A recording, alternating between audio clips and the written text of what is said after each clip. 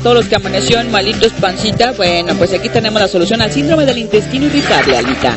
Alita, me encantó, malitos, pancita. Bueno, esto yo creo que ya es súper común. Como lo hemos comentado y lo hemos mencionado muchísimas veces, vivimos en una sociedad económicamente súper activa. Hombres y mujeres estamos sometidos a tantos niveles de estrés que hay veces que pues incursiona, ¿verdad? O provoca que la gente ande irritable. Pero no solamente es el estar irritable de carácter, sino también por parte del intestino. Existe un síndrome denominado como el intestino irritable, así que no es precisamente que tenga que ver con el carácter con el que amanecemos, ¿verdad? Pero sí con el carácter que el estómago nos trata o el intestino. ¿Cómo estás, mi querido Juan muy Carlos? Bien, ¿No estás bien. irritable? No, hoy no. ¿Ni del estómago tampoco, ni del intestino? No, nada. Ah, bueno, ¿Tú? conste. Me encantó. No, yo sí. Pero te voy a hacer una apuesta, que si tu intestino está irritable, el carácter también se te va a poner, es como un círculo. Sí, irritable ambos, yo creo que sí. Imagínate, si te irrita el estómago o el colon, imagínate cómo te pones, ¿no? Yo se ando irritable. ¿Sí? No, de carácter, la verdad, pero sí desde ayer se ando así como, ay. Bueno, ahorita ves qué puedes tomar. Bueno, vamos a ver, pero ¿por qué síndrome? Comencemos por eso. Bueno, se llama síndrome porque es un conjunto asociado de síntomas.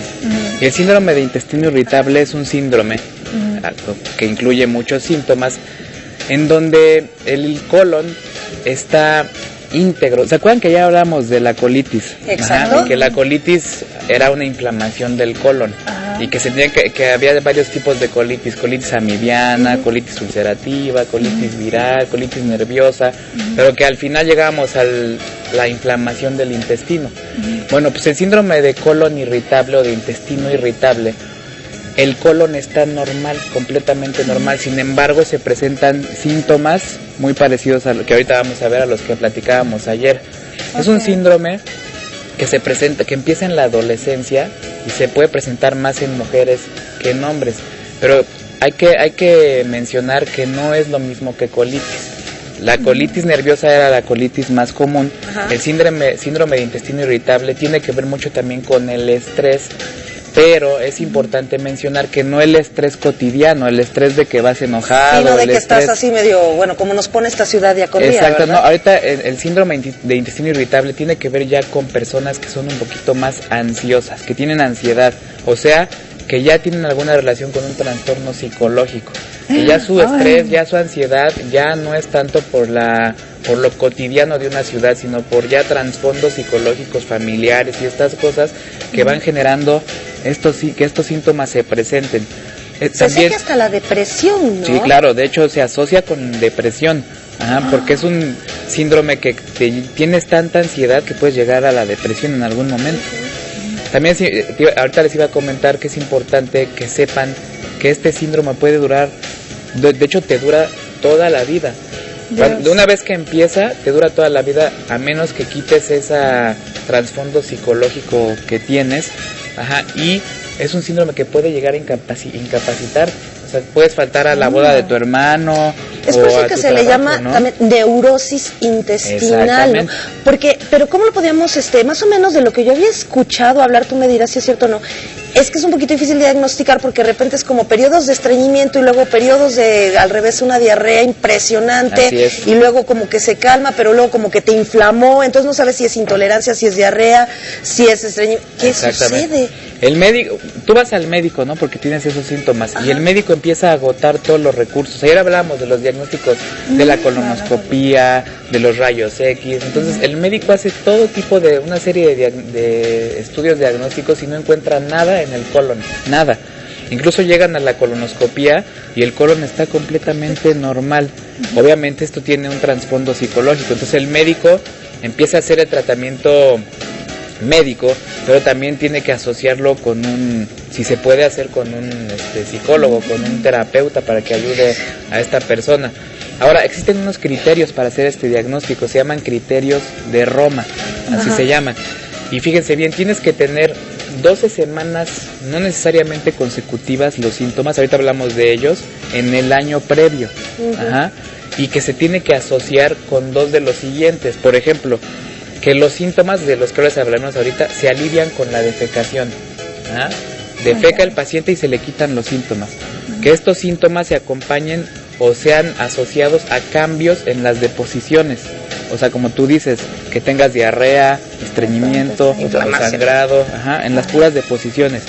y que también los síntomas se asocien con cambios en la frecuencia de las deposiciones. O sea, si tú evacuabas una vez al día, pues en ese periodo de que tengas el síndrome de intestino irritable, puedes hacer 8 veces en el día y no necesariamente tiene que ser diarrea.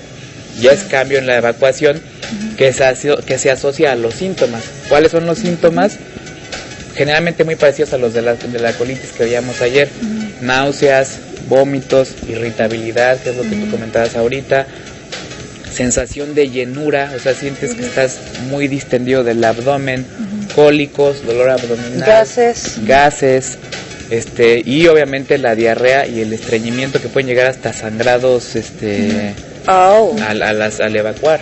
Juan Carlos, a ver si entendí. Entonces, esto es una vez que inicia, te acompaña durante toda la vida. Así es. Pero me imagino que debe haber manifestaciones más fuertes en algunas etapas, ¿no? Claro. Porque si lo controlas, bueno, a lo mejor puedes irla llevando, pero si en algún momento te descuidas, te empeora la situación. Así es. ¿Cuáles son las situaciones que pueden empeorarme? ¿Un momento de crisis o qué? Exactamente. Por ejemplo, un mecanismo de defensa como la ansiedad.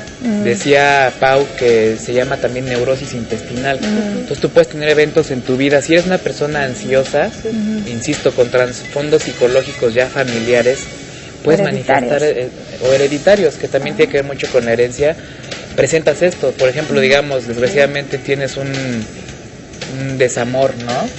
No, bueno, no, si imagínate, o sea, ¿cómo afecta? O sea, si eres una persona ansiosa, acuérdense, hay que desligar el estrés con la ansiedad, Claro. Porque te puede dar estrés por eso y ya, si es colitis, pero si eres ansioso y es más psicológico, ya puedes empezar con periodos de exacerbación. Sí, que recordando la ansiedad de repente son unas crisis de miedo que no están justificados. Exacto, ¿no? Exactamente. De cualquier tipo de miedo, de fobia, y eso era lo que veíamos que era la ansiedad. Exactamente, vas manejando y de repente te entra como que temor de, o me vaya a chocar, o no me va a hablar mi hijo. Exactamente, eso es la ansiedad y eso se relaciona mucho con este síndrome. No, pues es totalmente, jamás me hubiera imaginado que por cuestiones sentimentales, psicológicas o emocionales te pudiera afectar de tal manera. Así es. La cuestión gástrica, ¿no?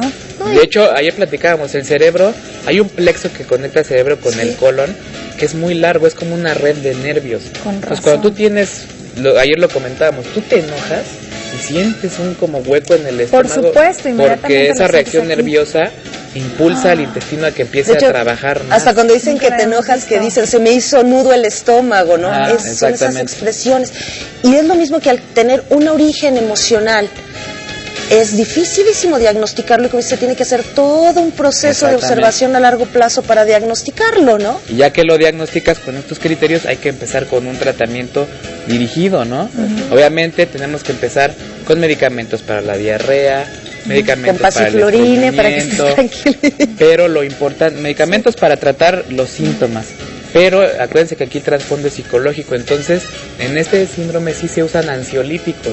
O sea, el médico una vez diagnosticó este síndrome, empieza a usar ansiolíticos, que son los medicamentos que ayudan a calmar la ansiedad, ayudan a tener esa tranquilidad emocional, pero ya farmacológicamente curada, digámoslo así. Eso apacigua los síntomas del síndrome de colon irritable. ¿Quién se hubiera imaginado que los términos tan comunes que utilizamos, como el se me hizo un hueco en el estómago, como tú mencionas, un nudo en la panza, sí, el hígado lo traigo hecho moño? Ajá, tantos términos que de pronto utilizamos coloquialmente y que tienen mucho que ver con lo que realmente sucede en nuestro organismo, ¿no? Así es. Ay, bueno, pues para que estemos tranquilitos y veamos que todo fluye incluso en los astros, vámonos con Vic. Vamos.